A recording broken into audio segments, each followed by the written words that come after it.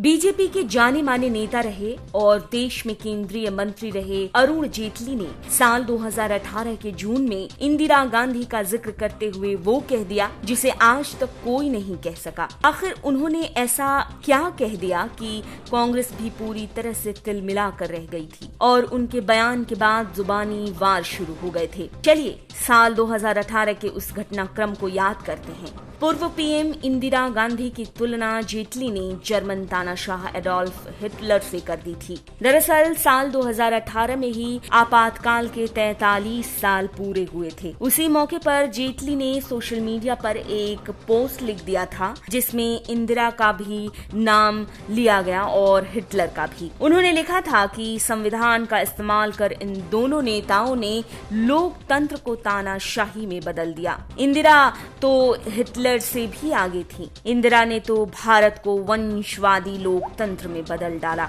आपको जानकारी दे दें कि इंदिरा गांधी ने 1975 के 25 जून को देश में इमरजेंसी की घोषणा की और साल 1977 में 21 मार्च को इसे खत्म किया गया। जेटली ने इस पोस्ट में लिखा था कि 1933 की जर्मनी की घटना से भारत में आपातकाल की स्क्रिप्ट प्रेरित थी।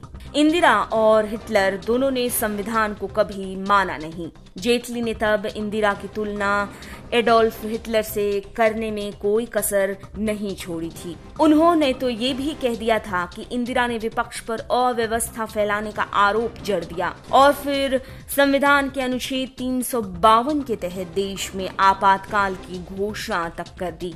अनुच्छेद 359 के तहत सभी मौलिक अधिकारों को बर्खास्त किया गया और ऐसे ही हिटलर जर्मनी का चांसलर 30 जनवरी 1933 को बना। जर्मन संविधान का आर्टिकल 48 राष्ट्रपति को लागू करने की सलाह दी गई, जिसके तुरंत बाद ही जनता की आजादी और अभिव्यक्ति रोक दी गई। जर्मनी के संसद भवन रीखस्टोग में फरवरी 1933 में आग लगा दी गई, जिसका आरोप कम्युनिस्टों पर हिटलर ने जड़ दिया और फिर जब 13 साल बाद इस मुद्दे को लेकर जांच की गई तो ये जानकारी हासिल हुई कि ये नाजियों की चाल थी। विपक्ष के ज्यादातर नेताओं को हिटलर ने गिरफ्तार करवा दिया। जेटली तब यही नहीं रुके, बल्कि उन्होंने तो हाई कोर्ट तक का जिक्र किया और कहा था कि विपक्ष के ज्यादातर नेताओं को इंदिरा गांधी ने गिरफ्तार करवाया और फिर उनके न होने पर ही संसद में 2/3 के बहुमत से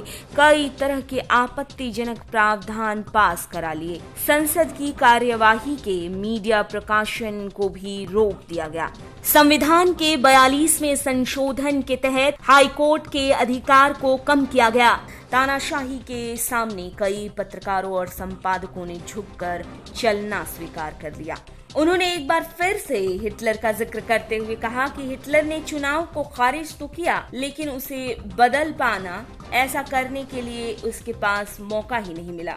लेकिन संविधान और जन प्रतिनिधित्व कानून में ही इंदिरा ने बदलाव कर दिया। अरुण जेटली तो चले गए, लेकिन इमरजेंसी और तानाशाह को लेकर उन्होंने जिस तरह से इंदिरा गांधी को कनेक्ट किया, वो कांग्रेसियों के होश उड़ा देने वाले थे। कांग्रेस की तरफ से भी जुबानी तीर बीजेपी पर तब भी चलाई गई थी, लेकिन साल 2018 के बीत जाने के बाद भी अगर कोई जेटली को याद करने के मौके तलाशेगा तो एक इंदिरा का हिटलर से तुलना किया जाना भी हमेशा याद रहेगा।